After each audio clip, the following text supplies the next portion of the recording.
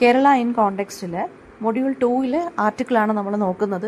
Eating with history, ancient trade, influenced cuisines of Kerala, chapter 9 Kerala and ഫുഡാണ് നോക്കുന്നത്. അപ്പോൾ ഇതിനകത്ത് താനിയ എബ്രഹാമിൻ്റെ ഒരു ആർട്ടിക്കിളാണ് നമുക്കിപ്പോൾ നോക്കാനുള്ളത് ഇതിനകത്ത്. അപ്പോൾ കേരളത്തിനെ കുറിച്ചാണ് ആദ്യം പറഞ്ഞിരിക്കുന്നത്. അവർ കിച്ചൺസിൽ നമ്മുടെ റെസിപ്പീസിനെ കുറിച്ചും അതുപോലെ തന്നെ കേരള എന്ന് പറയുന്നത് is greatly influenced by traditions, religious beliefs and trade.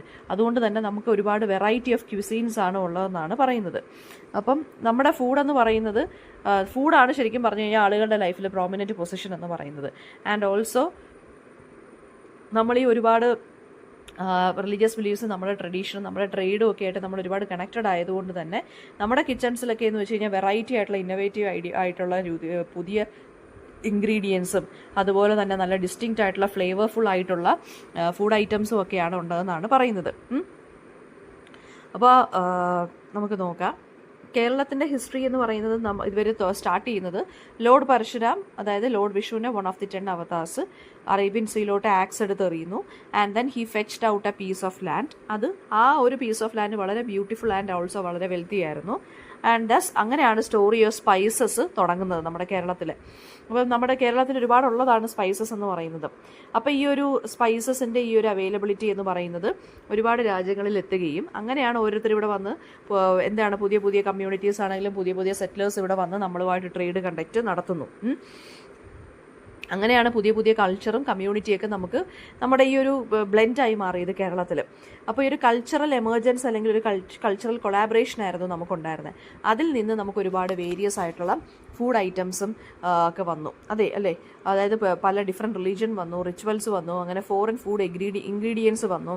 അതുപോലെ തന്നെ ലോക്കൽ ഫുഡിനെ നമ്മൾ വേറെ പുതിയ ഫ്ലേവറിലൊക്കെ ആക്കി, ന്യൂ പാലറ്റിലൊക്കെ ആക്കി നമ്മൾ കൊടുക്കുന്നു. അല്ലേ, അപ്പോൾ ഒരുപാട് കമ്മ്യൂണൽ ട്രഡീഷൻസ് നമ്മൾ ഫോളോ ചെയ്യുന്നു. അങ്ങനെ ഒരുപാട് സെറ്റിലേഴ്സ് ഇവിടെ വന്നു. അതിൻ്റെ എല്ലാം ഒരു കൈൻഡ് ഓഫ് അമാൽഗമേഷൻ അല്ലെങ്കിൽ ഒരു കൈൻഡ് ഓഫ് മിക്സ് ആണ് നമ്മുടെ കേരള ഫുഡ് എന്ന് അല്ലെങ്കിൽ കേരള ക്യൂസീൻ എന്ന് പറയുന്നത്. അപ്പം നമ്മൾ ആദ്യം തന്നെ നമ്മൾ ഫോറിൻ ട്രേഡ്, ഞാൻ നേരത്തെ പറഞ്ഞു ഇതുപോലെ ട്രേഡ്, നമ്മൾ ആളുകളുമായിട്ട് ട്രേഡ് നടത്തിയിരുന്നു.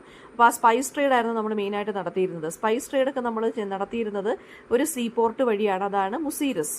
ഓൾസോ മലബാർ റീജിയനിലും ഒക്കെയാണ് നമ്മൾ സ്പൈസ് ട്രേഡ് നടത്തിയത്. നമ്മൾ ബ്ലാക്ക് പെപ്പറൊക്കെയാണ് ഇത് എക്സ്പോർട്ട് ചെയ്ത് കൊടുത്തിരുന്നത്. അപ്പോൾ നമുക്ക് തമിഴ് ലിറ്ററേച്ചറിലൊക്കെ നമ്മൾ സംഘം ലിറ്ററേച്ചറൊക്കെ നോക്കുകയാണെന്നുണ്ടെങ്കിൽ നമുക്ക് ഇങ്ങോട്ട് ഗോൾഡും പെർഫ്യൂമും കിട്ടും, നമ്മൾ അങ്ങോട്ട് ബ്ലാക്ക് പെപ്പറും സ്പൈസസുമാണ് നമ്മൾ അയച്ച് കൊടുക്കുന്നത്. ഓക്കെ, അപ്പോൾ പെപ്പർ എന്ന് പറയുന്നത്, യൂസ് ഓഫ് പെപ്പർ എന്ന് പറയുന്നത് ശരിക്കും പറഞ്ഞു കഴിഞ്ഞാൽ അതിൻ്റെ നമുക്ക് ആ ഒരു കൈൻഡ് ഓഫ് വളരെ യുണീക്ക് ആയിട്ടുള്ളൊരു ഫ്ലേവറാണ് പെപ്പറിനുള്ളത്. അതുകൊണ്ട് തന്നെ എന്താ പറയുക, നമുക്ക് ആളുകൾക്ക്, അതായത് ഈ നമ്മളുമായിട്ട് ട്രേഡ് ചെയ്യുന്ന ആളുകൾക്ക് വളരെ ഇമ്പോർട്ടൻ്റ് ആയിരുന്നു ഈ ഒരു സ്പൈസ് ട്രേഡ് എന്ന് പറയുന്നത് തന്നെ.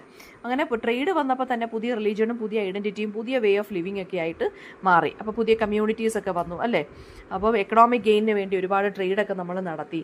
ആൻഡ് ഓൾസോ നമ്മൾ ഹൈലി ടോളറൻ്റ് ആയിരുന്നു. And also we were highly secular in തോട്ടായിരുന്നു. കാരണം റൂളിംഗ് കിങ്സ് ഒക്കെ ആ പുതിയതായിട്ട് വന്ന സെറ്റിലേഴ്സിന് ലാൻഡ് പ്രൊവൈഡ് ചെയ്തു.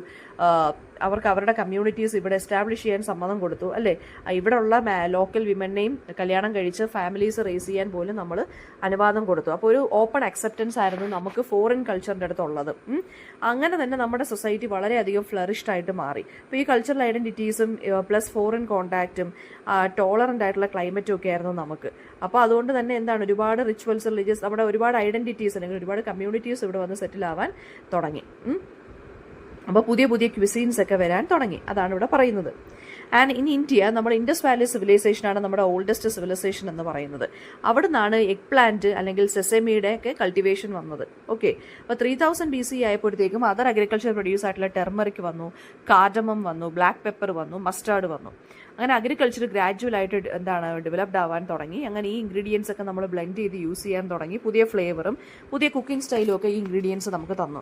പക്ഷേ വേദിക് സമയത്ത്, അതായത് വേദിക് ടൈംസിലും ആയുർവേദം വന്നപ്പോൾ ഫ്രൂട്ട്സ് ആൻഡ് വെജിറ്റബിൾസും അതുപോലെ തന്നെ ഹണി പോലെയുള്ള കാര്യങ്ങൾ നമ്മൾ കൺസ്യൂം ചെയ്യാൻ തുടങ്ങി. അത് ഹണി എന്ന് പറയുന്നത് നോൺ പ്രോസസ്ഡ് ആയിട്ടുള്ള സ്വീറ്റ്നറാണ്. അല്ലേ, പിന്നീട് നമ്മൾ എന്ത് ചെയ്യാൻ തുടങ്ങി, നമ്മൾ തന്നെ പ്രൊപ്പഗേറ്റ് ചെയ്ത ഫുഡ് നമ്മൾ ഹെൽത്തി ലിവിങ്ങിന് വേണ്ടി കഴിക്കാൻ തുടങ്ങി.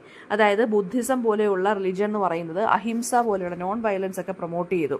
അതായത് ലിവിങ് ഓർഗാനിസംസിനെ നമ്മൾ ഹാം ചെയ്യരുത് എന്നുള്ളൊരു കോൺസെപ്റ്റാണ് അവരുടേത്. അതുപോലെ തന്നെ ഹിന്ദുസ് ആണെന്നുണ്ടെങ്കിൽ കർമ്മ എന്നുള്ളൊരു കോൺസെപ്റ്റിൽ ബിലീവ് ചെയ്യാൻ തുടങ്ങി. അതായത് നമ്മൾ ആർക്കെങ്കിലും വേദന കൊടുക്കുകയോ ആരെങ്കിലും നമ്മൾ വേദനിപ്പിക്കുകയോ കൊല്ലുകയോ ചെയ്താൽ നമുക്കതൊരു ബൂമറാങ് പോലെ തിരിച്ചു വരും എന്നുള്ളത്. അതുകൊണ്ട് തന്നെ കുറേ നാൾ നമ്മൾ വെജിറ്റേറിയൻ സ്റ്റേറ്റിലായിരുന്നു. കേരളൈറ്റ്സ് ആണെങ്കിൽ കൂടിയും എന്താണ്, like the rest of India, they also learn to adapt to the produce of the land. ലാൻഡിൽ എന്താണ് പ്രൊഡ്യൂസ് ചെയ്യുന്നത്, അങ്ങനെ അഗ്രികൾച്ചറിനെ ഫോറസ്റ്റിനെ ഹെവിലി ഡിപ്പെൻഡ് ചെയ്യാൻ തുടങ്ങി. ആൻഡ് കോൺകറേഴ്സ് വന്നപ്പോഴാണ് നമ്മുടെ ഈറ്റിംഗ് പാറ്റേൺസ് ഒക്കെ ചേഞ്ച് ആയതും കുക്കിംഗ് ഒക്കെ മാറിയതും എന്നാണ് പറയുന്നത്. ഓക്കെ, സെൻട്രൽ ആൻഡ് നോർത്തേൺ ഇന്ത്യയിൽ പേർഷ്യയിലെ അറേബ്യയിലെയൊക്കെ കോൺകറേഴ്സ് വന്നപ്പോൾ പുതിയ ഒരു ടൈപ്പ് ഓഫ് കുക്കിംഗ് ടെക്നോളജിയും ന്യൂ ഇൻഗ്രീഡിയൻസ് അവർ ഇൻട്രൊഡ്യൂസ് ചെയ്തു. ഫുഡ് ഭയങ്കര ഇലാബറേറ്റ് ആയിട്ട് മാറി. നല്ല റിച്ച് ആയിട്ടുള്ള ഡിഷസും ആപ്രിക്കോട്ട്സ്, പ്ലംസ്, കുക്കിങ്ങിൽ പിസ്ത പോലുള്ള കാര്യങ്ങളൊക്കെ കൊണ്ടുവന്നു. ആൻഡ് ഓൾസോ മീറ്റ് ഒരു സ്ട്രോങ് ഫുഡ് ഐറ്റം ആയിട്ട് മാറി. അതുവരെ നമ്മൾ വെജിറ്റേറിയൻ ആയിട്ട് നിന്ന ആളുകൾ ഇവരുടെ ഈ ഒരു കോൺകറേഴ്സിൻ്റെ ഒരു ഇൻഫ്ലുവൻസോട് കൂടി നമ്മൾ മീറ്റ് കൂടുതൽ ഡിപ്പെൻഡ് ചെയ്യാൻ തുടങ്ങി. പിന്നീട് കോഫി വന്നു, അത് അറബ്സ് ആണ് കൊണ്ടുവന്നത്. ആ ഒരു കോഫിക്കകത്ത് തന്നെ പിന്നെ അതിൻ്റെ ഒരു സ്വീറ്റ് വേർഷൻ വന്നു, മിൽക്കും ഷുഗറും കൂടെ ആഡ് ചെയ്ത്. അപ്പോൾ നമ്മൾ കേരള സെപ്പറേറ്റ് ആയിട്ട് വ്യൂ ചെയ്യുകയാണെന്നുണ്ടെങ്കിൽ ഈ ഒരു നോർത്തേൺ, അതായത് നോർത്തേൺ ആൻഡ് സെൻട്രൽ ഇന്ത്യയിൽ ഇങ്ങനെയുള്ള ഇൻഫ്ലുവൻസസ് സ്ലോ ആണെങ്കിൽ, പക്ഷേ കേരളത്തിൽ എന്തായിരുന്നു, ഭയങ്കരമായിട്ട് ഇത് ഫാസ്റ്റ് ആയിരുന്നു. സോ ഫോറിൻ ഒറിജിനിൽ നിന്നാണ് നമുക്ക് ഭയങ്കരമായിട്ട് ഇൻഫ്ലുവൻസ് ആയി നമ്മുടെ ഈ ഫുഡ് ഐറ്റംസ് എല്ലാം മാറിയത്.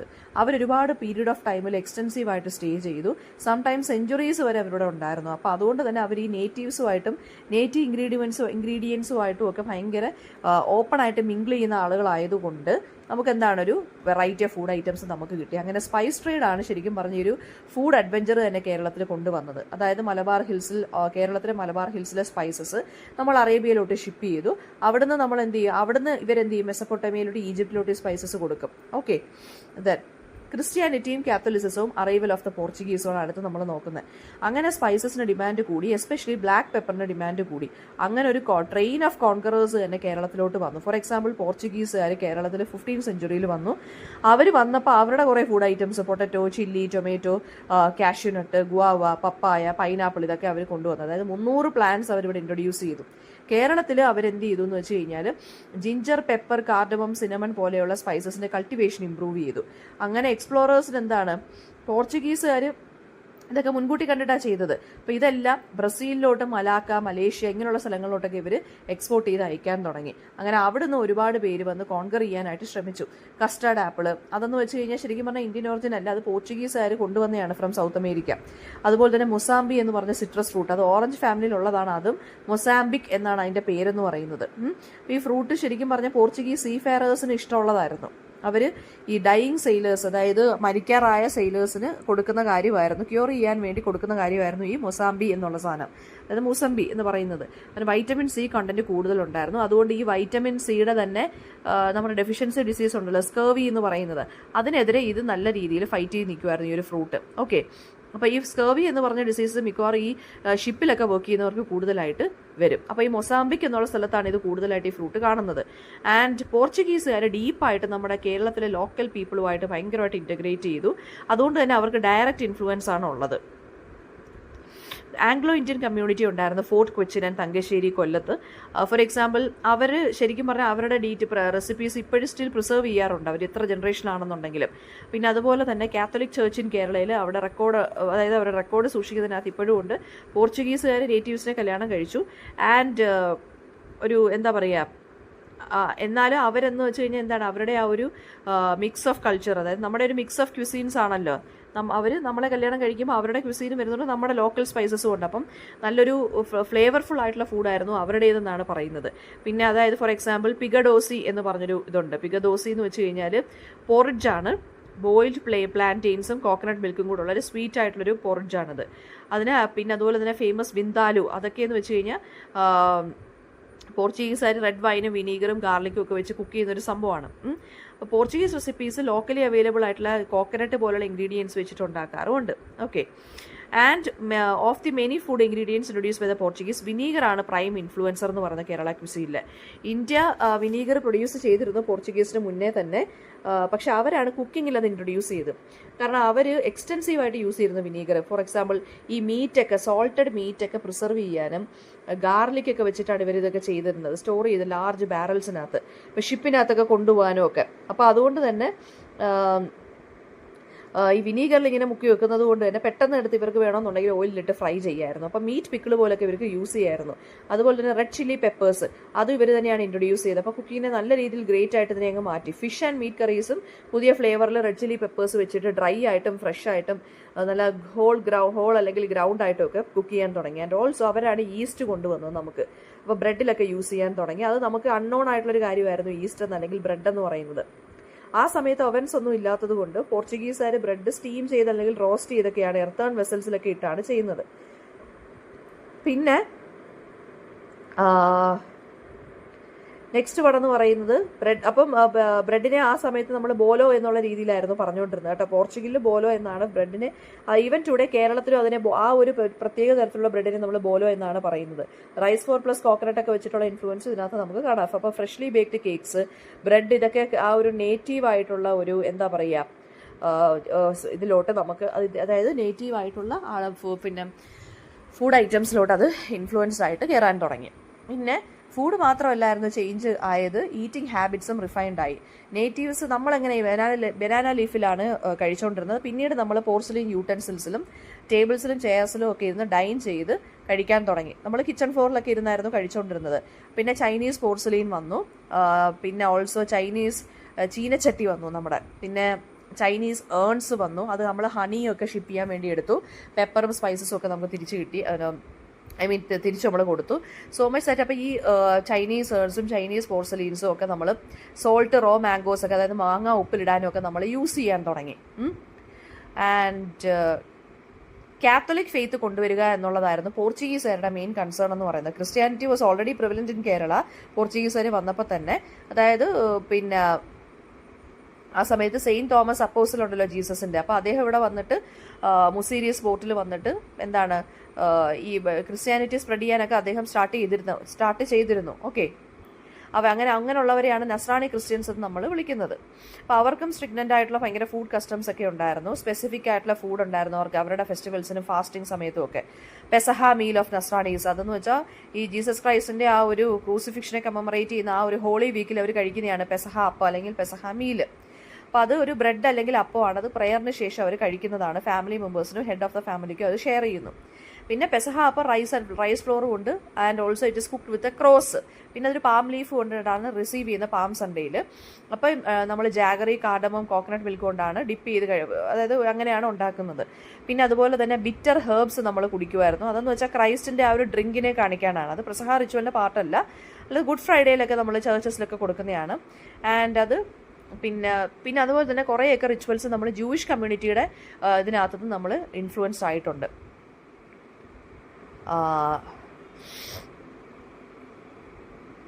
നെക്സ്റ്റ് എന്ന് പറയുന്നത് സിറിയൻ ക്രിസ്ത്യൻ ഫുഡിന് ഒരു ഡിസ്റ്റിങ്ക്റ്റ് ഫ്ലേവർ ആൻഡ് ഹിസ്റ്ററി ആണുള്ളത്. അതിൻ്റെ സ്പൈസസ്, മീറ്റ്സ് ആൻഡ് ബ്രെഡിന്.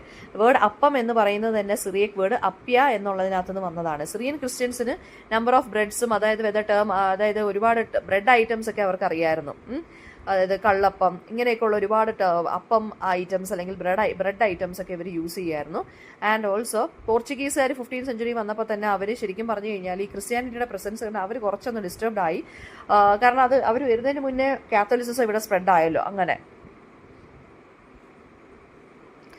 ക്രിസ്ത്യാനിറ്റി സ്പ്രെഡായി. സോ അവർ കാത്തലിസിസം സ്പ്രെഡ് ആക്കുന്നതിന് വേണ്ടി കുറേയൊക്കെ ഇവിടെ പഴയ evidence of Christianity in Kerala അവർ ഡിസ്ട്രോയ് ചെയ്തു. അതായത് സിറിയൻ ക്രിസ്ത്യൻസിനെയൊക്കെ അവർ കാത്തലിസിസത്തിലോട്ട് കൺവേർട്ട് ചെയ്തു ഫോഴ്സ്ഫുൾ ആയിട്ട്. അങ്ങനെ എക്കണോമിക് പൈസയൊക്കെ കൊടുത്തിട്ടും ആർമിയിലൊക്കെ ജോലി തരാമെന്ന് പറഞ്ഞിട്ടൊക്കെയാണ് ഇവർ കൺവേർട്ട് ചെയ്തത്. അപ്പോൾ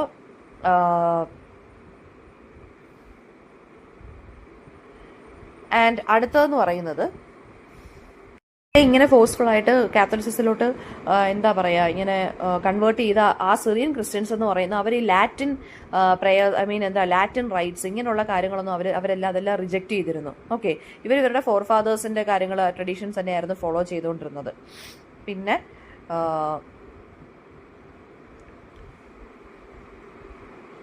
സീ ഫുഡ് ആയിരുന്നു ലാറ്റിൻ കത്തോലിക് കമ്മ്യൂണിറ്റിയുടെ ഒരു ഇമ്പോർട്ടൻറ്റ് ഫുഡ് കമ്പോണൻ്റ് എന്ന് പറയുന്നത്. അവരുടെ ക്യുസീൻ എന്ന് പറയുന്നത് സ്പൈസ് ഐറ്റംസിൽ വളരെ മൈൽഡറാണ് സിറിയൻ ക്രിസ്ത്യൻ ഫുഡുമായിട്ട് നമ്മൾ കമ്പയർ ചെയ്യുമ്പോൾ. പക്ഷേ ഒരു ലോക്കൽ ഫ്ലേവർ ഉണ്ട്. ഓക്കെ, ഫോർ എക്സാമ്പിൾ അവരുടെ ഒരു ഫെയിംഡ് ഫിഷ് ഡിഷ് ഉണ്ട്, മീൻ പൊള്ളിച്ചതെന്ന് പറയുന്നത്. അത് തന്നെ ഡിഫറെൻ്റ് ആണ്. റെഡ് ചില്ലി സാസ് അവിടെ ആബ്സെൻ്റ് ആയിരുന്നു ആ ഒരു ലാറ്റിൻ വേർഷനിൽ. അവർ പെപ്പർ മാത്രമേ യൂസ് ചെയ്യത്തുള്ളായിരുന്നു. ആൻഡ് അപ്പോൾ വലിയ വെറൈറ്റി ഓഫ് സ്പൈസസ് ഒന്നും അവർ കൂടുതൽ യൂസ് ചെയ്യത്തില്ലായിരുന്നു, ഇൻക്ലൂഡിങ് ടാമറിൻറ്റ്. ഈ ടാൻജിനസിന് വേണ്ടി അവർ ടാമറിൻ്റ് ഒക്കെ ആയിരുന്നു യൂസ് ചെയ്തിരുന്നത്. പിന്നെന്താണ്, കേരളത്തിലെ ക്രിസ്ത്യൻസ് എന്ന് പറയുന്ന മീറ്റ് ഈറ്റിംഗ് എന്ന് പറഞ്ഞാൽ വളരെ ഫ്രീലി അക്സെപ്റ്റഡ് ആയിരുന്നു, എസ്പെഷ്യലി ബീഫൊക്കെ. കൗ എന്ന് പറയുന്നത് നമ്മുടെ ഇന്ത്യയിലെ സേക്രഡ് ആനിമൽ ആണെങ്കിൽ ഒരു ബീഫ് സൺഡേയിൽ ഒരു മസ്റ്റാണ് ബീഫ് എന്ന് പറയുന്നത്. അപ്പോൾ സൺഡേയിൽ മീൽസ് എന്ന് പറയുമ്പോൾ തന്നെ ബീഫ്, ചിക്കൻ ഓർ പോർക്ക് തന്നെ വന്നു. ബ്രേക്ക്ഫാസ്റ്റ് വളരെ ലാവിഷാണ് വിത്ത് അപ്പം അല്ലെങ്കിൽ പുട്ട്. ആൻഡ് ഓൾസോ പിന്നെ അഗെയിൻ ബീഫ് അല്ലെങ്കിൽ മട്ടണൊക്കെ ഇവർ യൂസ് ചെയ്യാറുണ്ട്. ബ്രൗൺ സ്റ്റ്യൂ ഒക്കെ ഉണ്ടാക്കാറുണ്ട്. പക്ഷേ റെഡ് ചില്ലി ഒന്നും ഇവർ ഈ സ്റ്റൂവിനകത്ത് യൂസ് ചെയ്യത്തില്ല. Ginger, pepper, cardamom and cinnamon മാത്രമേ യൂസ് ചെയ്യത്തുള്ളൂ. കറി ലീവ്സും ഒണിയൻസും ഫ്ലേവറിന് വേണ്ടി യൂസ് ചെയ്യും. മീറ്റ് എന്ന് പറഞ്ഞാൽ കോക്കനട്ട് മിൽക്കിലാണ് കുക്ക് ചെയ്യുന്നത്, നമുക്കെല്ലാം അറിയാവുന്ന കാര്യമാണ്. പിന്നെ ആംഗ്ലോ ഇന്ത്യൻ ഫുഡും അതുപോലെ തന്നെ ലാറ്റിൻ വീടുകളുടെ ഫുഡും നമുക്ക് ഡിസ്റ്റിങ്വിഷ് ചെയ്യാൻ പറ്റുമായിരുന്നു. പക്ഷേ അവർക്ക് സിമിലർ ആണെങ്കിലും കോമൺ ഫ്ലേവേഴ്സ് ഒക്കെ ഉണ്ടായിരുന്നു. അപ്പോൾ സ്പൈസ് യൂസേജിൻ്റെ കാര്യത്തിൽ നമുക്ക് ലാറ്റിൻ ലീനേജ് നമുക്ക് അറിയാൻ സാധിക്കും. ആൻഡ് സ്പെസിഫിക്കലി കുടൽ കറി എന്നും പറഞ്ഞ് നമുക്കൊരു, അതായത് കൗ ഇൻഡസ്ട്രീൻ്റെ ലിവറിൻ്റെ ഒക്കെ വെച്ചിട്ടൊരു കറി ഉണ്ടായിരുന്നു ഇവർക്ക്.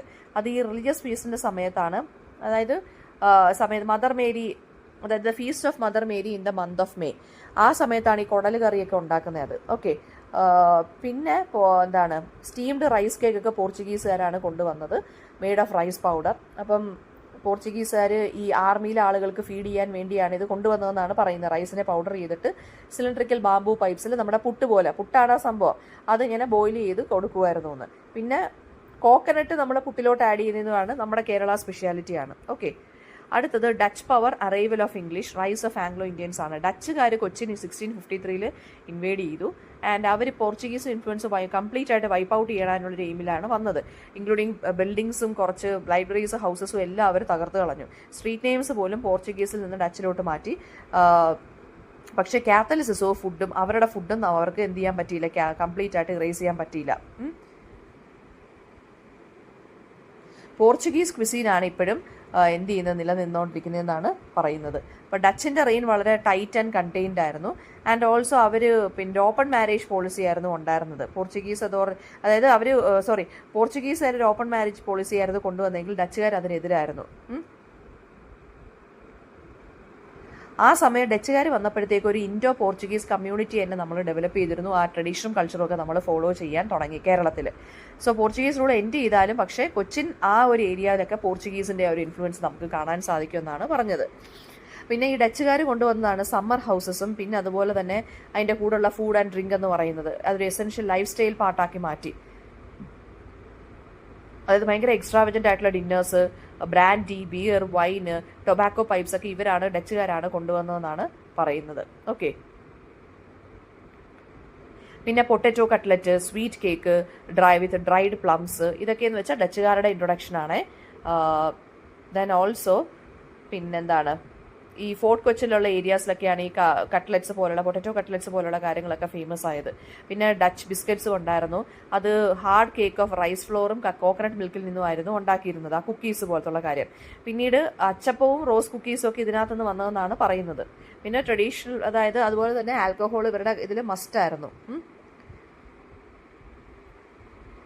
ദെൻ ഡച്ചുകാർ പോയതിനു ശേഷമാണ് ഇംഗ്ലീഷുകാർ വന്നത്. അപ്പോൾ അവർക്ക് പൊളിറ്റിക്കൽ ഇൻട്രസ്റ്റ് സെറ്റ് ചെയ്യാനും സ്പ്രെഡ് ചെയ്യാനും അതുപോലെ തന്നെ എസ്റ്റാബ്ലിഷ്മെൻറ്റ് സെറ്റപ്പ് ചെയ്യാനുമാണ് അവർ വന്നത് ബൈ ഏർലി 19th century. ഇംഗ്ലീഷുകാരെന്ന് വെച്ച് കഴിഞ്ഞാൽ ബ്രിട്ടീഷുകാരാണ് വന്നത്. അവർക്ക് പൈസ ഉണ്ടാക്കുക, പൊളിറ്റിക്കൽ ആൻഡ് അഡ്മിനിസ്ട്രേറ്റീവ് ഐഡിയാസ് കൊണ്ടുവരിക, അതൊക്കെയായിരുന്നു. അപ്പോൾ ഇംഗ്ലീഷ് വിമൺ ഇന്ത്യയിൽ ശരിക്കും പറഞ്ഞാൽ റെയർ ടു ഫൈൻഡ് ആയിരുന്നു, കല്യാണത്തിൻ്റെ കാര്യത്തിലാണെന്നുണ്ടെങ്കിലും അങ്ങനെയാണെങ്കിലും. അപ്പോൾ ഇംഗ്ലീഷ് അലയൻസസ് ശരിക്കും പറഞ്ഞു കഴിഞ്ഞാൽ അങ്ങനെയുള്ള മിക്സിനെയാണ് നമ്മൾ യൂറേഷ്യൻസ് എന്ന് വിളിക്കുന്നത്, അതായത് ആംഗ്ലോ ഇന്ത്യൻസ് ഇൻ കേരള എന്ന് നമ്മൾ പറയുന്നത് കേട്ടോ. അതുപോലെ തന്നെ നേറ്റീവ്സിനെ കല്യാണം കഴിക്കുക എന്നുള്ളതൊക്കെ ഹെവിലി ഡിസ്കറേജ് ചെയ്തിരുന്നൊരു കാര്യമായിരുന്നു ബ്രിട്ടീഷ് ഗവൺമെൻറ്. കാരണം ഈ മിക്സഡ് റേസ് വേണ്ട എന്നുള്ള രീതിയിൽ. കേരളത്തിൽ വന്നപ്പോഴത്തേക്ക് അറൈവൽ ഓഫ് ഇംഗ്ലീഷ് എന്ന് പറയുന്നത് ഇവരെല്ലാം ഡച്ചുകാരെല്ലാം പോയതിന് ശേഷമാണ് ഇവർ വന്നത്. ഈ കുറച്ചുകൂടെ കഴിഞ്ഞപ്പോൾ മാറ്റങ്ങൾ വരാൻ തുടങ്ങി. അതായത് ഗ്രേറ്റ് ബ്രിട്ടനിലെ കല്യാണം കഴിക്കാത്ത സ്ത്രീകളെ ഇന്ത്യയിൽ കൊണ്ടുവന്ന് എലിജിബിൾ ബാച്ചിലേഴ്സിനെ വെച്ച് കല്യാണം കഴിപ്പിക്കുന്നുണ്ടായിരുന്നു. അപ്പോൾ അങ്ങനെയൊക്കെ കുറച്ച് കാര്യങ്ങൾ, പിന്നെയും കുറച്ച് മാറ്റങ്ങളും കാര്യങ്ങളും ഒക്കെ വന്നു. അതുപോലെ തന്നെ ഈ ഡെലിക്കേറ്റ് സ്കിൻ, ഹെവി ക്ലോത്തിങ്, ഇതൊക്കെ ഉണ്ടല്ലോ. അപ്പോൾ നമ്മുടെ ഇവിടെ വന്നപ്പോൾ അവർക്ക് ഈ ഹീറ്റും ഹ്യൂമിഡിറ്റിയും ഡേർട്ടും ഡസ്റ്റും ഒക്കെ ഭയങ്കര പ്രശ്നമായി. അതുകൊണ്ട് തന്നെ ഇവർക്ക് ഈ സ്ത്രീകൾക്ക് ഭയങ്കര ബുദ്ധിമുട്ടായിരുന്നു ഈ ഇങ്ങനെയുള്ള ഡ്രസ്സും കാര്യങ്ങളും ഒക്കെ. അപ്പോൾ ഫുഡിൻ്റെ കാര്യം എന്ന് പറയുന്നത് തന്നെ ഈ പിന്നെ അവിടെയുള്ള സ്ത്രീകളുടെ, അതായത് നമ്മുടെ ബ്രിട്ടീഷ് വിമന് ഫുഡ് എന്ന് പറഞ്ഞ ഇമ്പോർട്ടൻ്റ് ആസ്പെക്റ്റ് ആയിരുന്നു. ആൻഡ് അവരുടെ സ്റ്റേറ്റസ് കാണിക്കുന്ന ഒരു കാര്യമാണ് ഈ ഫുഡ് എന്ന് പറയുന്നത്. സോ അവർ ആദ്യമേ ഇന്ത്യയിൽ അറൈവ് ചെയ്തപ്പോൾ നമ്മുടെ സ്പൈസി മസാലയും പഞ്ചൻ കറീസ് ഒക്കെ ഇവർ ഭയങ്കരമായിട്ട് റിജക്റ്റ് ചെയ്തിരുന്നു. പിന്നെ അവർ ഇംഗ്ലീഷ് ഫുഡ് പെട്ടെന്ന് തന്നെ ക്വിക്കായിട്ട് എഫേർട്ട് എടുത്ത് കുക്സിനെ വെച്ചിട്ട് ട്രെയിൻ ചെയ്ത് റെസിപ്പീസൊക്കെ ആക്കി കൊടുത്തിട്ടുണ്ട്, നമുക്കിവിടെ ഇങ്ങനെ കൊണ്ടുവന്നിട്ടുണ്ട്. പക്ഷേ ഇവരുടെ ഒരു പ്രശ്നം എന്താണെന്ന് വെച്ചാൽ എത്ര ഇംഗ്ലീഷ് ഫുഡ് നമ്മൾ ഫ്ലേവർ ഇൻട്രൊഡ്യൂസ് ചെയ്താലും നമുക്ക് ആ ഒരു സ്പൈസ് ഇല്ലെങ്കിൽ നമ്മൾ കഴിക്കത്തില്ല അല്ലേ. അപ്പോൾ ഇംഗ്ലീഷ് ആ ഒരു സ്പൈസ് പ്ലസ് മിക്സ്, നമുക്ക് ആ ഒരു നേറ്റീവ് മിക്സ് ഓഫ് സ്പൈസസ് നമുക്ക് ഇതിനകത്ത് കാണാൻ സാധിക്കുമായിരുന്നു. എന്തൊക്കെ ഫ്രഷ് എന്ന് പറഞ്ഞാലും നമ്മൾ എന്ത് ചെയ്യും, അതിനകത്തൊരു നേറ്റിവിറ്റി നമ്മൾ ഇൻട്രൊഡ്യൂസ് ചെയ്യുമായിരുന്നു. Camel pudding, pork chops marinate ചെയ്ത് നമ്മൾ ഉപയോഗിക്കുന്ന സ്പൈസസ് വെച്ച് നമ്മൾ ഗ്രില്ല് ചെയ്യുന്നു. അപ്പോൾ പുതിയ സൂപ്പുകൾ, അതൊക്കെ ലോക്കൽ സ്പൈസസ് വെച്ച് തന്നെ നമ്മൾ ഉണ്ടാക്കാൻ തുടങ്ങി. Pepper water, for example it is made of beef stock. Black pepper, shallots ഒക്കെ വെച്ച് ഫ്രഷ്ലി ക്രഷ് ചെയ്ത് നമ്മൾ ബീഫ് സ്റ്റോക്ക് കഴിക്കുമായിരുന്നു. ആൻഡ് ഓൾസോ നമ്പർ ഓഫ് ബെവറേജസും ഉണ്ടായിരുന്നു ആ സമയത്ത് പോപ്പുലറായി കേരളത്തിൽ. ബ്രിട്ടീഷുകാരാണ് വിസ്കിയൊക്കെ കൊണ്ടുവന്നത്. പിന്നെന്താണ്, ബ്രിട്ടനിൽ നിന്നാണ് ശരിക്കും പറഞ്ഞാൽ ഗ്ലാസ് ഓഫ് വിസ്കി ഷിപ്പ് ചെയ്തിട്ട് കൊണ്ടുവന്നതെന്നാണ് പറയുന്നത്. പിന്നെ നെക്സ്റ്റ് വൺ എന്ന് പറഞ്ഞാൽ ടീ, ആഫ്റ്റർനൂൺ ടീ എന്ന് പറയുന്നതൊക്കെ ഇവർ ഇൻട്രൊഡ്യൂസ് ചെയ്തതാണ്. ചൈനക്കാർ കൊണ്ടുവന്നെങ്കിലും കുറച്ചും കൂടി പോപ്പുലറൈസ് ആയത് ഇംഗ്ലീഷ് ടീ ആണ് എന്നാണ് പറയുന്നത്. പിന്നെ കേരളത്തിൽ അത് വന്നപ്പോൾ മിൽക്കി ആൻഡ് സ്വീറ്റ് വേർഷനായിട്ട് മാറി. അടുത്തതെന്ന് വെച്ച് കഴിഞ്ഞാൽ, അപ്പോൾ അതുകൊണ്ട് തന്നെ കുക്സിൻ്റെ ഇമ്പോർട്ടൻസ് കൂടുതലായിട്ട് വന്നു, പാചകക്കാരുടെ. ഇവർ വന്നതിന് ശേഷമാണ്. അപ്പം ലേഡീസ് ഓഫ് ദ ഹൗസസ് എന്ന് പറയുന്ന കുക്ക്, അതായത് പിന്നെ എന്താണ് റെഗുലർലി പിന്നെ ഇവർ കുക്കുണ്ടെന്ന് പറഞ്ഞാൽ നമ്മൾ റെഗുലർലി സ്ത്രീകൾ സൂപ്പർവൈസ് ചെയ്യുമായിരുന്നു കുക്ക് ഉണ്ടാക്കുന്നത് കറക്റ്റ് ആണോ അല്ലയോ എന്നുള്ളത്. ആൻഡ് അവർ ഓരോ മെനു ആയിട്ടൊക്കെ വന്നു, ഫേവറബിൾ പുതിയ ഡിഷസൊക്കെ കൊണ്ടുവന്നു. ആൻഡ് ഓൾസോ അപ്പോൾ ഇതൊക്കെ ആര് കൊണ്ടുവന്നതാണ്, ശരിക്കും പറഞ്ഞാൽ ബ്രിട്ടീഷുകാർ കൊണ്ടുവന്നതാണ്. ഇനി നമ്മൾ ജ്യൂസ് ഓഫ് കേരളയാണ്. അതായത് ജ്യൂസ് അറൈവ് ചെയ്തത് ഫസ്റ്റ് മുസീരിസിലാണ്, മിഡിൽ ഈസ്റ്റിൽ ഇതാണ് വന്നത്. അവരെ നമ്മൾ മലബാറി ജ്യൂസ് അല്ലെങ്കിൽ ഡാർക്ക് ജ്യൂസ് എന്നാണ് വിളിക്കുന്നത്. ഇപ്പോഴും അങ്ങനെ തന്നെയാണ് അവരെ വിളിക്കുന്നത് നമ്മൾ. പിന്നീടാണ് വൈറ്റ് ജ്യൂസൊക്കെ വന്നത്. അപ്പോൾ ഇവർ വന്നിട്ട് ട്രേഡും അവരുടെ ഈ ചർച്ച് ഹൗസസും എല്ലാം ബിൽഡ് ചെയ്തിരുന്നു. ആൻഡ് ഓൾസോ വൈറ്റ് ജ്യൂസ് പിന്നീടാണ് വന്നതെന്നാണ് നമ്മുടെ ഹിസ്റ്റോറിയനായിട്ട് MGS നാരായണൻ പറയുന്നത്. അവർ സ്പെയിനിൽ നിന്നും പോർച്ചുഗലിൽ നിന്നാണ് വന്നതെന്നാണ് പറയുന്നത്. മുസീരിസിൻ്റെ അടുത്തെല്ലാം അവർ വീട് പോലെ അങ്ങ് കെട്ടി അവരവിടെ താമസവുമായി. 16th സെഞ്ചുറി ആയപ്പോഴത്തേക്കും പോർച്ചുഗീസുകാർ വന്നപ്പോഴത്തേക്കും ഒരുപാട് പേര് കൊച്ചിയിലോട്ട് ഓടിക്കളഞ്ഞ ആരാണ്, ജ്യൂസ്. അപ്പം മട്ടാഞ്ചേരിയിൽ അങ്ങനെ ഒരു ജൂത ടൗൺ വരെ ഉണ്ട്. അവരുടെ ഫെയ്ത്തും കൾച്ചറും ഒക്കെ നമുക്ക് കാണാൻ സാധിക്കും. പിന്നെന്താണ്, ക്ലോക്ക് ടവർ, അങ്ങനെയുള്ള കാര്യങ്ങളൊക്കെ ഇവരാണ് ശരിക്കും പറഞ്ഞാൽ ബിൽഡ് ചെയ്തതെന്നാണ് പറയുന്നത്. പക്ഷേ അവരുടെ ആ ചർച്ചും കാര്യങ്ങളും ഒക്കെ മട്ടാഞ്ചേരിയിൽ ഇപ്പം കുറച്ച് കാര്യങ്ങളേ ഉള്ളൂ അവിടെ റിമെയിൻ ചെയ്യുന്നുള്ളൂ. ദെൻ പിന്നെന്താണ്, കുറച്ച് കഴിഞ്ഞപ്പോഴത്തേക്ക് അതായത് ഇവർ കേരളത്തിൽ കുറച്ച് പേര് ഇവിടെ താമസിക്കുന്നുണ്ടെങ്കിലും ഒരുപാട് മെജോറിറ്റി ആളുകൾ എന്ത് ചെയ്തിട്ടുണ്ട്, അവർ ലീവ് ചെയ്തിട്ടുണ്ട് ഈ ഒരു സ്ഥലം എന്ന് പറയുന്നത്. ദെൻ ഈ ജൂതന്മാർ ശരിക്കും പറഞ്ഞാൽ ജ്യൂസ് എന്ന് പറയുന്നത് നമ്മുടെ മലയാളവും ഹീബ്രുവിൻ്റെയും കൂടെ മിക്സ് ഒക്കെ യൂസ് ചെയ്യുമായിരുന്നു. ജൂഡയും മലയാളം ലാംഗ്വേജ് ഒക്കെ അവർ കൊണ്ടുവന്നു. അതുപോലെ തന്നെ എന്താണ്, മലയാളം മീൻസ് ഓഫ് കോൺവെർസേഷനായിട്ട് അവർ അഡാപ്റ്റ് ചെയ്തു. ചിൽഡ്രനെ ബോത്ത് ഹീബ്രു ആൻഡ് മലയാളം പഠിപ്പിച്ചു ഈക്വൽ ആയിട്ട് തന്നെ ടീച്ചേഴ്സ്. ആൻഡ് റിലീജിയൻ്റെ കാര്യമാണെന്നുണ്ടെങ്കിൽ പിന്നെന്താണ്, ഈ ജ്യൂസ് ഇൻ കേരള എന്ന് പറയുന്ന കോഷർ ലോസ് ഫോളോ ചെയ്യുന്ന ആളുകളായിരുന്നു.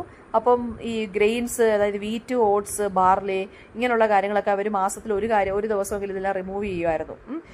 പിന്നെ പുതിയ യൂട്ടൻസിൽസ് ഒക്കെ, ഇതൊക്കെ ഇട്ട് വെച്ചിരുന്ന യൂട്ടൻസിൽസ് ഒക്കെ മാറ്റി അവർ പുതിയ ഇതൊക്കെ എടുക്കുമായിരുന്നു. അവർ ഭയങ്കര റിച്വലിസ്റ്റിക് ആയിരുന്നു. ഡയറി അവർക്കില്ലായിരുന്നു, അതായത് മിൽക്ക് ഐറ്റംസ് ഒന്നും അവർ യൂസ് ചെയ്തില്ലായിരുന്നു. അതിന് ഒരു കോക്കനട്ട് മിൽക്കായിരുന്നു സബ്സ്റ്റിറ്റ്യൂട്ട് ആയിട്ട് യൂസ് ചെയ്തുകൊണ്ടിരുന്നത്. പിന്നെ അതുപോലെ തന്നെ എന്താണ്, അവരുടെ അതുകൊണ്ട് തന്നെ അപ്പം അങ്ങനെയുള്ള ഇൻഗ്രീഡിയൻസ് ഒക്കെ ചേഞ്ച് ചെയ്തിട്ട് ട്രഡീഷണൽ ജൂയിഷ് റെസിപ്പീസ് ഒക്കെ കുറച്ച് മാറ്റങ്ങളൊക്കെ വരുത്തിയായിരുന്നു അവർ യൂസ് ചെയ്തുകൊണ്ടിരുന്നത്. അപ്പോൾ ഗ്രൗണ്ട് മീറ്റും ഉണ്ട്, അതുപോലെ തന്നെ ഓണിയൻസ് സ്പൈസസും ഒക്കെ യൂസ് ചെയ്ത്, റൈസ് ഫ്ലോർ അതൊക്കെ എന്ന് വെച്ചാൽ ഭയങ്കര കുറച്ചിട്ടൊക്കെ ആയിരുന്നു അവർ യൂസ് ചെയ്തിരുന്നത്. നെക്സ്റ്റ് വേണമെന്ന് പറയുന്നത് കൊച്ചിൻ ജ്യൂസ് എന്ന് പറയുന്നത് അവർക്ക് കുക്കിംഗ് ഡിഷസ് ഇഷ്ടം എന്ന് പറയുന്നത് റെഡ് ബീഫ് സ്റ്റ്യൂ ആയിരുന്നു. നമ്മുടെ ക്രിസ്ത്യൻസിൻ്റെയും മുസ്ലിംസിൻ്റെയൊക്കെ കുറച്ച് സിമിലാരിറ്റി ഉണ്ട് ഈ ഡിഷസുമായിട്ട്. ബ്രെഡ് ഒരു പോപ്പുലർ ഐറ്റം ആയിരുന്നു ജ്യൂസിൻ്റെ ഇടയിൽ. അതുപോലെ തന്നെ ഈസ്റ്റിന് പകരം ഒരു കോക്കനട്ട് ടോണ്ടി കള്ളായിരുന്നു യൂസ് ചെയ്തിരുന്നത് ഫെർമെൻറ്റേഷന് വേണ്ടി. പിന്നെ ബ്രെഡ് പിന്നെ അതുപോലെ തന്നെ എന്താണ് അപ്പോൾ കള്ള് വെച്ചിട്ട് അപ്പമൊക്കെ ഉണ്ടാക്കുന്ന അങ്ങനെയാണ് വന്നതെന്നാണ് പറയുന്നത്. കള്ളപ്പമൊക്കെ ഉണ്ടല്ലോ ചൊടി, അതൊക്കെ വെച്ചിട്ടുള്ള. പിന്നെ ജൂയിഷ് വിമൻ ഫോക്ക് സോങ്സ് ഒക്കെ മലയാളത്തിൽ പാടുമായിരുന്നു. മെയിൻലി റിഫറൻസ് ടു ബ്രെഡുമായിട്ടൊക്കെ റിഫറൻസസ് ഒക്കെ ഉള്ള സ്റ്റോറീസ് ഒക്കെ ഇവർക്കുണ്ടായിരുന്നു. ആൻഡ് ഈ ഫോക്ക് സോങ്സ് ഒക്കെ പഠിക്കാൻ ഒരുപാട് ലിംഗ്വിസ്റ്റ് സ്കോളേഴ്സും എക്സ്പേർട്സും ഒക്കെ വന്നിട്ടുണ്ട്. അത് ഒരാളാണ് ഡോക്ടർ സക്കറിയ.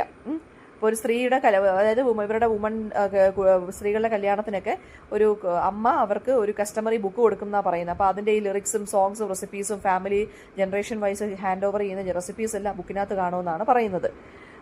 പിന്നെ നമുക്ക് ഹീബ്രു യൂണിവേഴ്സിറ്റി ഇസ്രയേലിൽ നമുക്ക് ഈ 48 ഇങ്ങനെയുള്ള ബുക്കുകൾ കാണാൻ സാധിക്കുമെന്നും അദ്ദേഹം പറയുന്നുണ്ട്. പിന്നെ ജ്യൂസ് ശരിക്കും പറഞ്ഞു കഴിഞ്ഞാൽ ഒരു പോപ്പുലർ ഫെസ്റ്റിവൽ ഉണ്ട് ഹനൂക്ക. അപ്പോൾ ആ സമയത്ത് പോപ്പുലർ ട്രീറ്റ്സ് ഒക്കെ ഉണ്ടാക്കാറുണ്ട്.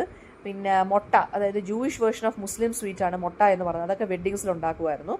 ആൻഡ് ഹൽവ ഉണ്ടാക്കുമായിരുന്നു. അതുപോലെ തന്നെ സെമലിന വെച്ചിട്ട്, അതായത് മിൽക്കില്ലാതെ അവർ ഹൽവ പോലൊരു ഐറ്റം ഉണ്ടാക്കുമായിരുന്നു. ആൻഡ് ജ്യൂസ് അതുപോലെ തന്നെ 27 ദിവസം ഫാസ്റ്റ് ചെയ്യുമായിരുന്നു അവരുടെ ഒരു ഫെസ്റ്റിവലിന്. ആൻഡ് ഓൾസോ ഹൽവ കഴിച്ചിട്ടാണ് അവരതൊക്കെ ഇത് ചെയ്യുന്നത്, ബ്രേക്ക് ചെയ്യുന്നത്. അത് വീറ്റ് കൊണ്ടുണ്ടാക്കിയ ഒരു ഐറ്റമാണ് ഈ ഹൽവ പോലെ ഇവർ കഴിക്കുന്നത് കേട്ടോ. And when a family member dies എന്താണ് ഒരു ഹോട്ട് ഡ്രിങ്ക് അവർ സ്പൈസസ് കൊണ്ടുണ്ടാക്കും. അത് സിനമൺ, ക്യുമിൻ, കൊറിയാൻഡർ സീഡ്സ് വെച്ചും കാർഡമം മിക്സ്ഡ് വിത്ത് ഷുഗറും ഇട്ടാണ്. അതിനെ ഡുവോ എന്നാണ് വിളിക്കുന്നത്. അത് ഈ പാസ് ഓവറിന് വേണ്ടി ഒരാൾ മരിച്ച് വേറെ ലോകത്തോട്ട് പോവുകയാണല്ലോ, അപ്പം അത് കാണിക്കാൻ വേണ്ടിയാണ് ഇതവർ കഴിക്കുന്നത്. പിന്നെ അറബ് ട്രേഡേഴ്സാണ്. Islam came to Kerala with the arrival of Muslim traders. Middle ഈസ്റ്റിൽ നിന്ന് വന്നു സ്പൈസസിന് വേണ്ടി. അങ്ങനെ Arab merchants spice trade control ചെയ്തു. ആൻഡ് പിന്നെന്താണ് വളരെ ഭയങ്കരമായിട്ട് ഇൻഫ്ലുവൻസ് ചെയ്തിരുന്ന ആളുകളായിരുന്നു അറബ് ട്രേഡേഴ്സ്. അപ്പോൾ ഈ ജോഗ്രഫിക്കൽ അഡ്വാൻറ്റേജ് നമ്മുടെ റീജിയണിൽ വളരെ കൂടുതലായിരുന്നു. അതുകൊണ്ട് അറബികൾക്ക് അവിടെ നിന്ന് പെട്ടെന്ന് വരാനായിട്ടുള്ളൊരു ഇതുണ്ടായിരുന്നു. കാലിക്കട്ട് ആയിരുന്നു ഇവരുടെ പെർഫെക്റ്റ് ഡെസ്റ്റിനേഷൻ എന്ന് പറയുന്നത്. അവരവിടെ ആയിരുന്നു സെറ്റിൽ ചെയ്തുകൊണ്ടിരുന്നത്. ഓക്കെ. ആൻഡ് ഓൾസോ അവിടുത്തെ കാലിക്കട്ടിലെ സാമൂതിരി, അതായത് രാജാവ് സമോറിനുമായിട്ട് ഇവർക്ക് നല്ല ബന്ധം ഉണ്ടായിരുന്നു. ലോക്കൽ വിമണുമായിട്ടൊക്കെ ഇവർ അലയൻസസും ഉണ്ടായിരുന്നു. അങ്ങനെ കല്യാണം കഴിക്കുന്ന ആളുകളെയാണ് നമ്മൾ മാപ്പിളമാരെന്ന് പറയുന്നത്. അതായത് ഈ അറബികൾ നമ്മുടെ ഇവിടുത്തെ ലോക്കൽ സ്ത്രീകളെ കല്യാണം കഴിക്കുന്നു. അങ്ങനെ കല്യാണ ചെക്കനെയാണ് നമ്മൾ മാപ്പിള എന്ന് പറയുന്നത്. ഓക്കെ. ബ്രൈഡ് ഗ്രൂം എന്നും പറയുന്നുണ്ട്. അല്ലെങ്കിൽ ഈ ഒരു അറബ് ട്രേഡേഴ്സ് ഇവിടെ വന്ന് കല്യാണം കഴിക്കുന്നവരാണ് മാപ്പിള കമ്മ്യൂണിറ്റി അല്ലെങ്കിൽ മാപ്പിള എന്ന് പറയുന്നത് നമ്മൾ. കിച്ചൺ ആയിരുന്നു അവരുടെ ഏറ്റവും വലിയൊരു ഇമ്പോർട്ടൻ്റ് ആയിട്ടുള്ളൊരു പ്ലേസ് എന്ന് പറയുന്നത് ഈ മാപ്പിള കമ്മ്യൂണിറ്റീസിന്. അവർ മേട്രിയാർക്കൽ സിസ്റ്റമാണ് ഫോളോ ചെയ്തുകൊണ്ടിരുന്നത്. അതായത് സ്ത്രീകളാണ് ഇൻഹെറിറ്റ് ചെയ്യുന്ന പ്രോപ്പർട്ടി, അല്ലെങ്കിൽ പെൺകുട്ടികൾ. അപ്പം സ്ത്രീകൾ ആണ് ഹൗസ് ഹോൾഡിലെ ഒരു സിഗ്നിഫിക്കൻ്റ് അല്ലെങ്കിൽ പവർഫുൾ ആയിട്ടുള്ളൊരു റോള് കിട്ടിയിരുന്നത്. ലാർജ് ഫാമിലീസ് ആണ്, ഒരു 150-200 മെമ്പേഴ്സ് എങ്കിലും കാണും. അപ്പോൾ കിച്ചൺ ആണ് മോസ്റ്റ് സിഗ്നിഫിക്കൻ്റ് ആയിട്ടുള്ള പ്ലേസ്. അപ്പം സ്ത്രീകൾ കല്യാണം കഴിച്ചു കഴിഞ്ഞാൽ അവരുടെ വീടിനുള്ളിൽ തന്നെ ഹസ്ബൻഡിൻ്റെയും കുട്ടികളുടെയും കൂടെ കഴിയുന്നു. അവർക്ക് ആ ഒരു കിച്ചൺ ഹെൽപ്പും ഒക്കെ കാണും. ഫുഡ് ഫ്രീ ആയിട്ട് എക്സ്പെരിമെൻറ്റ് ചെയ്യാനുള്ളൊരു ഫ്രീഡവും കാണും. ഖുറാന്റെ ഇൻസ്ട്രക്ഷൻസ്, അതായത് ഫുഡ് അതിനനുസരിച്ച് അവർ കമ്മ്യൂണൽ ഈറ്റിംഗ് ആണ് ഇവർ കൂടുതൽ ചെയ്തുകൊണ്ടിരുന്നത്. വെഡ്ഡിങ്സിന്റെ സമയത്ത് സർക്കുലർ പാം ലീഫ് മാറ്റൊക്കെ വെച്ചിട്ട് ഗ്രൗണ്ടിൽ നിന്നിട്ട് എന്താണ് ഒരു 8-10 ആളുകൾ ഒരുമിച്ചൊരു ലാർജ് പ്ലേറ്റിൽ ഇങ്ങനെ ഇരുന്ന് ഒരുമിച്ച് കഴിക്കുകയാണ് പതിവ്. വെഡ്ഡിംഗ് ഫുഡ് ഭയങ്കര എക്സ്റ്റെൻസീവ് ആയിരിക്കും. സ്നാക്സ്, ഫ്രൈഡ് സ്നാക്സും ഗ്രിൽഡും സ്റ്റീംഡ് ആയിട്ടുള്ള സ്നാക്സ് ഒക്കെ കാണും.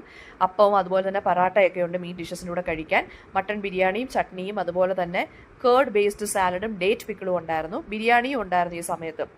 കേർഡ് ആൻഡ് സ്പൈസസ് ആണ് മീറ്റിനെ മാരിനേറ്റ് ചെയ്യാൻ വേണ്ടി യൂസ് ചെയ്തിരുന്നത്. അപ്പോൾ ഈ 8 സ്പെഷ്യൽ സ്പൈസസ് ആണ് നമ്മൾ മീറ്റ് കുക്ക് ചെയ്യാൻ വേണ്ടി ഇവരെടുത്തിരുന്നത്. അപ്പോൾ ആഫ്റ്റർ ദ വെഡ്ഡിംഗ് ബ്രൈഡ് ഗ്രൂമിനെയാണ് നമ്മൾ പുതിയ ആപ്പിൾ അല്ലെങ്കിൽ ന്യൂ ബോയ് എന്ന് വിളിക്കുന്നത്. ഓക്കെ.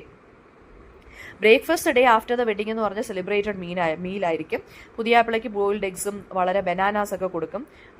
പിന്നെന്താണ് pathiri, snacks, liver fry, brain masala, chicken curry, ഇതൊക്കെയാണ് നമ്മൾ ഉണ്ടാക്കുന്നത്. അതുപോലെ തന്നെ സ്വീറ്റ് മീറ്റ്സും കൊടുക്കും. 40 ദിവസത്തോളം കാണും സെലിബ്രേഷൻ എന്ന് പറയുന്നത്. പിന്നെ അതുപോലെ തന്നെ നമ്മൾ ഈ ഓരോ ഡിഷസിനകത്ത് മീറ്റ് സ്റ്റഫ് ചെയ്യുന്ന ഡിഷസ് ഉണ്ടല്ലോ, അപ്പോൾ എഗ് സ്റ്റഫ് ചെയ്യുന്ന ഡിഷസ്, അപ്പോൾ അതൊക്കെ ഇവിടുന്നാണ് വന്നതെന്നാണ് പറയുന്നത്. ബിരിയാണിയാണ് അനദർ സ്പെഷ്യാലിറ്റി എന്ന് പറയുന്നത്. അറബ് ട്രഡീഷൻസിലൊക്കെയാണ് നമ്മളിപ്പോൾ മന്തിയൊക്കെ ആണെന്നുണ്ടെങ്കിൽ അറബ് ട്രഡീഷൻ ആണല്ലോ അതല്ല. പിന്നെ ഡേറ്റ്സ്, ഗ്രില്ലിംഗ് ഫുഡ് എന്ന് വെച്ചാൽ കേരളത്തിൽ കോമൺ അല്ലായിരുന്നു, പക്ഷേ മുസ്ലിം കമ്മ്യൂണിറ്റി അത് ഫോളോ ചെയ്യുന്നുണ്ട്. ബ്രെഡ്സ് എന്ന് പറഞ്ഞാൽ കോമൺ ആയിരുന്നു മീലിൽ. അതുപോലെ തന്നെ എന്താണ് റൈസ് കൊണ്ട്, റൈസ് കൊണ്ട് അല്ലെങ്കിൽ അതായത് അവരിവിടെ വന്നപ്പോൾ ബ്രെഡൊക്കെ റൈസ് കൊണ്ടൊക്കെ ഉണ്ടാക്കാൻ തുടങ്ങി. പിന്നെ അറേബ്യൻ സ്വീറ്റ്സ് ഉണ്ടായിരുന്നു. അതുപോലെ തന്നെ സുലൈമാനി ടീ ഭയങ്കര സ്പെഷ്യൽ ആയിട്ടുള്ള ടീ ആണ്. അതായത് ലൈമും ഷുഗറും സിനമണും സാഫ്രനും ഒക്കെ ഇട്ടുള്ളതാണ് സുലൈമാനി ടീ എന്ന് പറയുന്നത്. പിന്നെ മാപ്പിള ഫുഡ് എന്ന് പറഞ്ഞാൽ ഗീ ആണ് കൂടുതൽ യൂസ് ചെയ്യുന്നത്. അവർ കോക്കനട്ട് ഓയിലല്ല. അറബ് പ്രാക്ടീസിന് വെച്ചിട്ട് മീറ്റ് പോറിഡ്ജും അവർ ചെയ്യാറുണ്ട്. വീറ്റ് വെച്ചിട്ട് ഗ്രൈൻഡ് ചെയ്തിട്ടാണ് അതൊക്കെ ചെയ്യുന്നത്. ഓക്കെ, അതുപോലെ തന്നെ ഗീ വെച്ചിട്ടാണ് കൂടുതൽ അവരുടെ ഫുഡ് ഐറ്റംസ് അവരുണ്ടാക്കുന്നത്. പിന്നെ